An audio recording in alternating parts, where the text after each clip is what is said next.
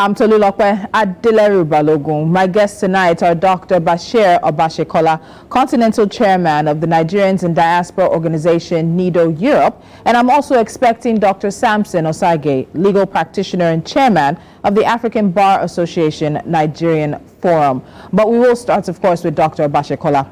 Now, Nigeria's 2023 general election season has kicked off with the presidential and National Assembly elections. It is off to what could be described as a stormy and rough start with the handling of the elections and the controversy that has swelled up as a winner has been announced. And yes, a winner was announced in the early morning hours of March the 1st, 2023. The winner? The APC's Bola Ahmed Tinubu beat out the PDP's Atiku Abubakar, the LP's Peter Obi, and the NNPP's Rabi Musa Kwankwanso. Tinubu's emergence has been met with mixed reactions as supporters of opposition parties have raised doubts about the credibility of the voting and the conduct of INEC in the elections. There have been allegations of rigging, disenfranchisement of voters, voter harassment, while voter turnout is looking like the lowest ever in Nigeria's history. And we'll be getting into the conversation from that point. Dr. Obasekola, let me start with you since you're with me now. So we've seen preliminary reports start to come in from both domestic and international observers. And you observed the elections on Saturday for your organization. So take us through what you saw in the conduct on Saturday. Having me. Yes, I was one of the observers of, for Nigerians in diaspora as international observers group. I was part, I observed part of Surulere. Generally, at the beginning, everything went well, at least at the areas I was. The voting started, at least early enough. There was not much delay.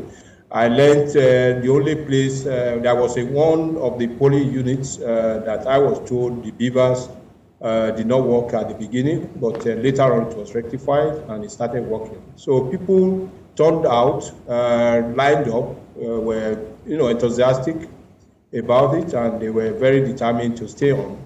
In some of the polling units, there were a large number of people on queue. And whilst in some they were scanty and they were not as much as we could call overcrowding.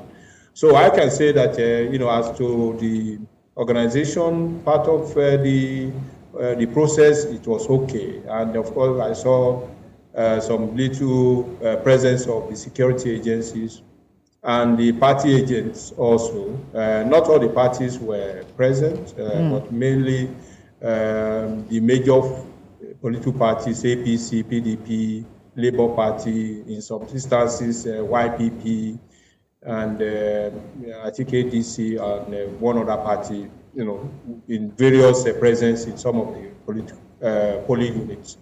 So that is how it went. There were no skirmishes. It was orderly.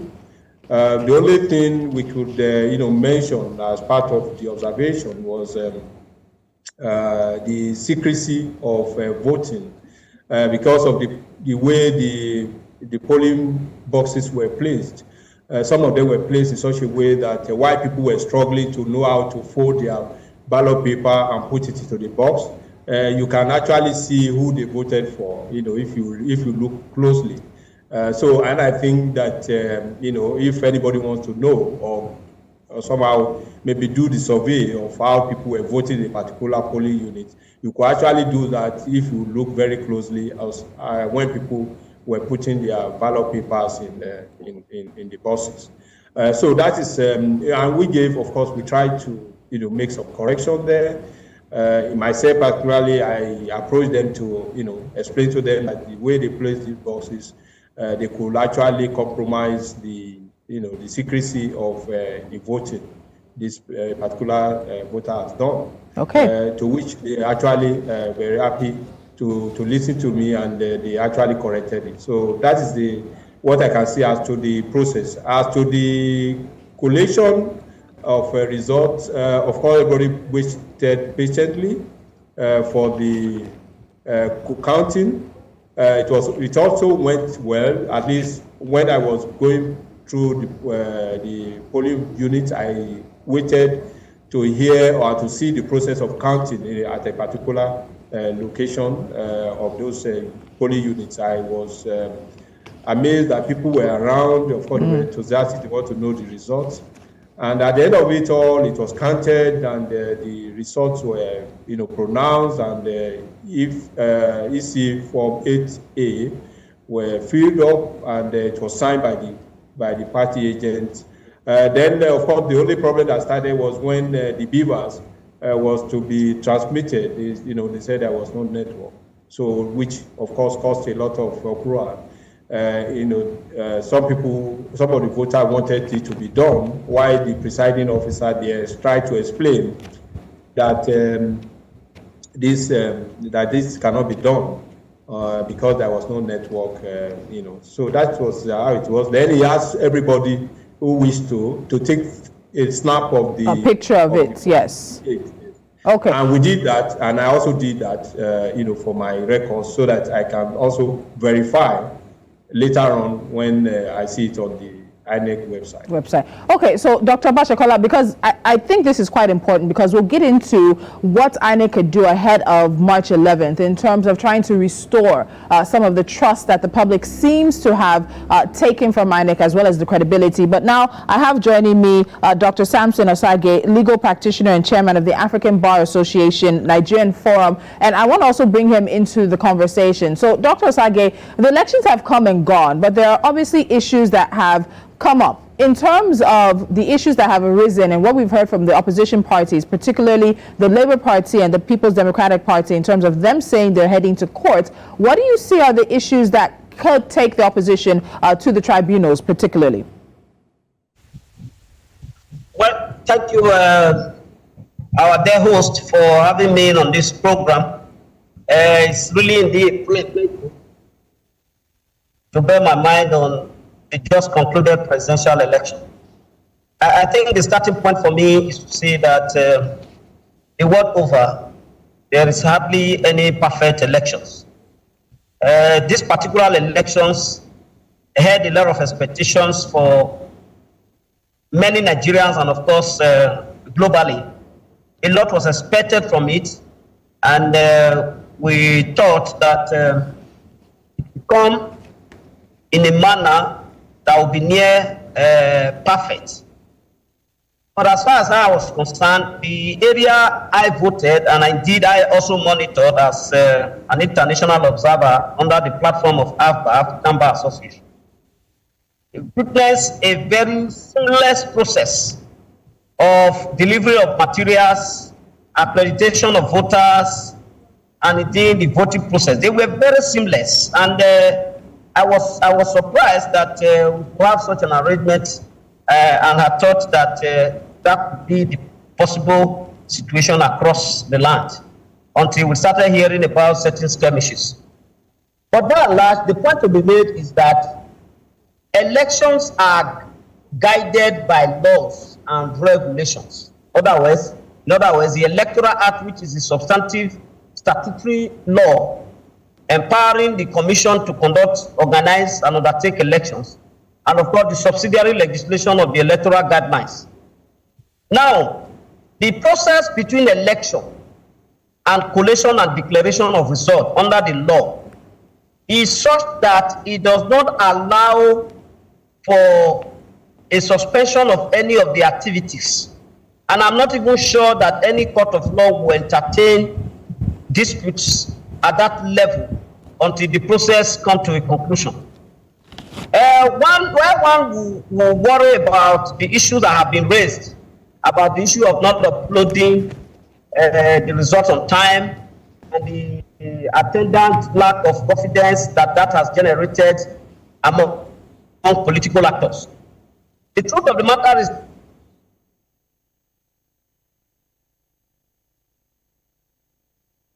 Dr. Osagie. Okay, some technical issues there, but we hope to have him back very shortly, and I'll pick up the thread of the conversation with him as we're looking at sort of the technical issues when it comes to what could possibly be the basis of the argument, let's put it at that would lead the opposition parties to the election tribunal. Dr. Osagie, are you back with me?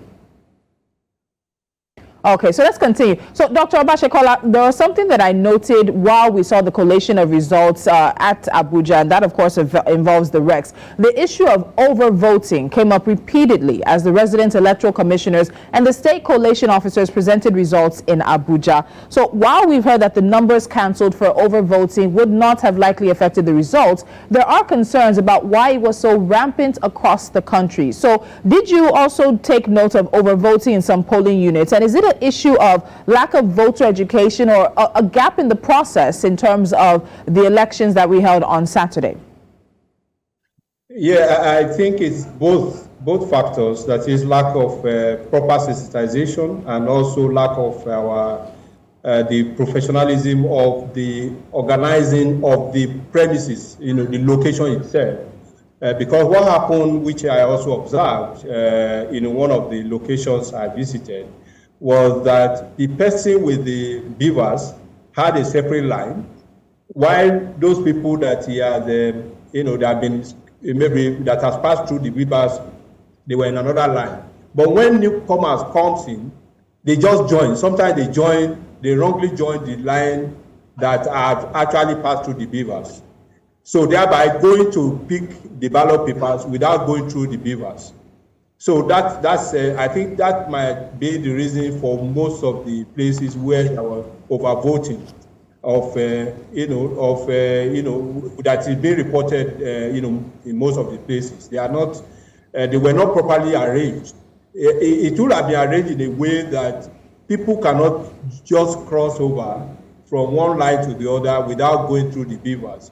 Or in another way, it could have been that the person handing the ballot paper to voters could have also have a way of checking again, apart from the beavers checked, but you could have checked again to make sure that actually this person has passed through the beavers before coming to him or her. So I think that might be the reason for that type of overvoting. Okay, so let me stay with you because the numbers are in when it comes to voter turnout, and for an election that has been described as one that is crucial and very, very critical, the numbers also are not necessarily reflecting that. So there were some 93.4 million registered voters, and Nigeria added about 10 million voters to the register ahead of the 2023 elections. But there's a difference between registered, collecting your PVC, and even showing up to vote. So total votes came in at just under 85 million of the 87 million people with voter identity cards, PVCs, and who were eligible to vote.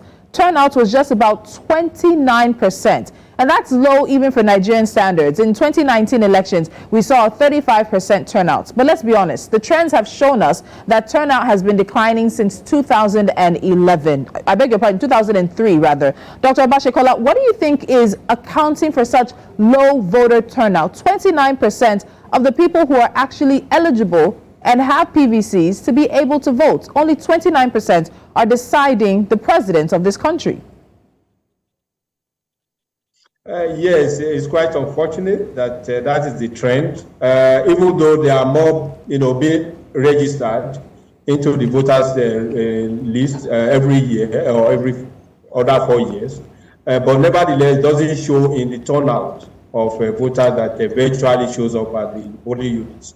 I think one of the reasons for this year particularly would have been because of the tension that this election has generated before it comes up, because of the issues of, that are embedded in the whole discussion, which is ethnicity, religion, and, money issue. So all these things, I think, played out eventually, that some people decided probably, or for the fear that probably there might be some problems on the street or all this, they decided not to show up. Or just out of annoyance, some said, oh, they don't even have money to eat, talk more of, going to the polling units to cast their vote. I think it's because of the social situation in Nigeria. I want to also say that even internationally, actually, we should also say that some of this trend of reduction in the number of people who participate in electing leaders in some of these countries, the tendency is also the same. Because in some countries you can have as low as 15%, 14% showing up, to vote. on, of course, in some other countries where there are more, civil awareness, people know that the importance of election, that they must come to show and vote for their leadership in their choice, and have the trust of the system that their vote counts. I think the situation in Nigeria is because of the combination of skepticism, even though some, of course, the youths are very enthusiastic and they were showing up. I also noticed that when I was going out, doing the observation process, I discovered that there were a lot of youths and very few elderly people.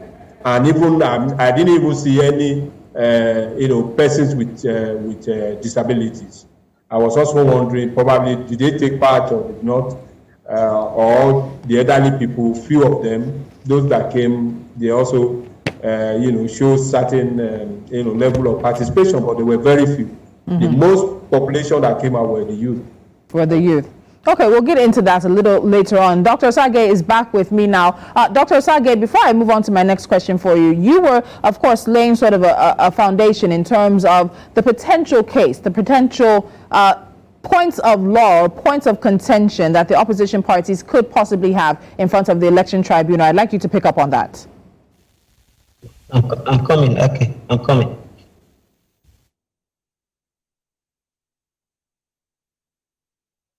Dr. Osagie. That issues being raised about non-compliance with. Yes, I'm with you. Are you hearing me? Okay, fantastic. Hello? Please, I'm hearing you. Go ahead. I think I should raise my voice. No, yes, I can hear you clearly. The legal issues that are being raised regarding the collation and the non-uploading of results and other sundry allegations of infractions on the Electoral Act and, of course, the electoral guidelines are issues which the Electoral Act and the guidelines have set aside for purposes of litigation after the election. The point I was trying to make at before you took the wind of my sail was that between the time of voting and the time of collation and declaration of results, both the Electoral Act and the guidelines does not envisage a suspension of the activities lined up within those processes by the Independent National Electoral Commission. In other words, if there were complaints and reports of infractions by political parties and candidates, they were to tunnel those complaints to INEC for them to review. In some cases, that is why in some cases, you see, INEC will review some petitions and look at the facts on ground and either take a decision to cancel certain areas on the basis of the allegations having been proven, or sustain them on the basis that the allegations have not been proven. And once INEC makes a determination whether or not to sustain those complaints or not to sustain them, it goes ahead to make a declaration of the result, after which the political parties and their candidates now have a right to challenge it in the election petition tribunal. So in this election, I envisage that political parties and their candidates are likely to have a deluge of complaints that they are going to submit to the various election petition tribunals that have been set up by the President of the Court of Appeal. That is not unexpected. Even there is no election that has been conducted in Nigeria that have not had similar fate with people challenging the outcome of the result. And what the legislature have done is to streamline the period within which these issues are resolved even by the judiciary, so that it doesn't take unnecessarily long the time before they are summarily dealt with. But as far as this election is concerned, there are a number of complaints by the various political parties, particularly the Labour Party and the People's Democratic Party, which have led to their working out on the coalition at the National Coalition Center. But at the various sub-levels of governorship, the National Assembly elections, there are a number of results that have been declared that are valid, where all the political parties had a fee day and won elections. So those who are also not satisfied at those levels are also going to court. There are a number of issues which essentially will border on the violation of the Electoral Act and the electoral guidelines and no compliance thereof. But the law will always require substantial compliance with electoral guidelines or electoral law as opposed to a strict compliance of the law in the conduct of the election. So far so good. The observers in these elections have made their reports, and they have even recommended that the most democratic way to lodge complaint is to, at the end of the day, after the declaration, have a recourse to court. And that is also a fundamental basis of the rule of law in a democratic setting, such as that of Nigeria. Okay, so Dr. Osagie, I want to stay with you because aside from the points of law or maybe the points of contention that the political parties, the opposition political parties may take to the election tribunal, we've heard phrases such as a tactical disenfranchisement of Nigerian voters during the February 25th voting period. And that has to do with issues concerning BVAS, some of the violence, some of the hotspots of violence that we saw, thugs disrupting some of the election and the voting, but also having to do with INEC showing up late. There are reports across some parts of the country that INEC showed up at 11 o'clock, that people were not able to in fact vote until maybe 5 o'clock, 6 o'clock, 7 o'clock. And some have said that the handling of INEC, of the elections by INEC, even led to the tactical disenfranchisement of people because it made it that much more difficult for them to exercise their franchise. Dr. Osagie, what do you think about that? Well, that's a complaint that arose from logistics arrangements. And I'm also aware that in some areas where INEC officials showed up late or didn't show up at all, there have been reason for elections in those areas to be cancelled and another election ordered to be conducted in such areas so that the people in the area can have time and have right to exercise their franchise. Then in other cases where, as a result of the failure of BVAS, to be able to carry out accreditation of voters before they can vote, thereby denying them the opportunity. The definite step that ought to have been taken in such area, if the BVAS had malfunctioned, and that is what the guideline says, if the BVAS has malfunctioned to such an extent that it is not able to allow people to vote, elections in such areas ought to be cancelled and a re-election be ordered in order that the people concerned can exercise their rights.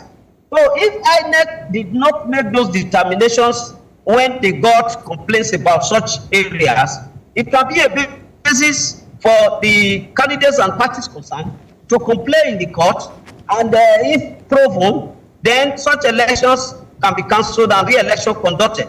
But with respect to issues of violence, now there have been a different approach by court, in dealing with issues of violence and other matters that borders on criminality.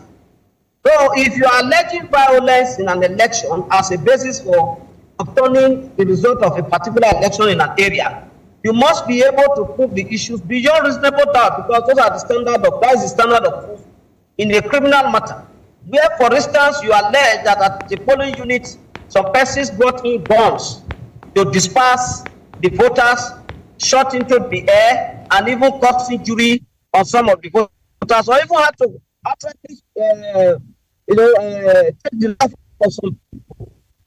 These are matters, within the realm of criminal jurisprudence, that those who are alleging it in an election petition tribunal are expected by law to prove them beyond reasonable doubt, so that the allegations, can be properly looked at.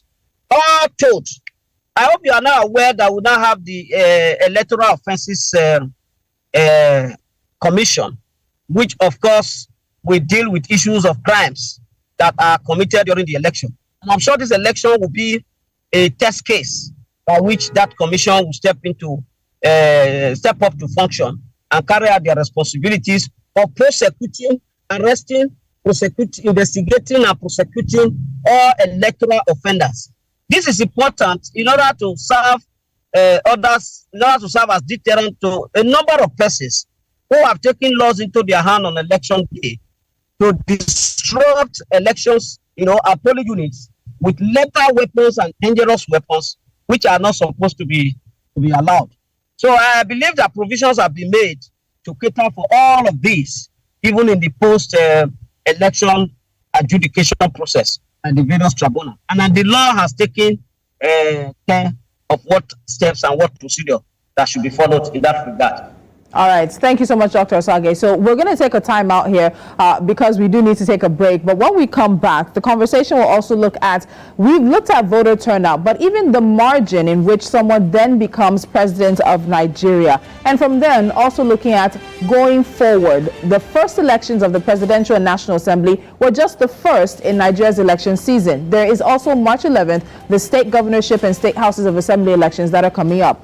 Are there any lessons that we expect INEC to take from February the 25th to be used on March the 11th? That conversation comes up after this.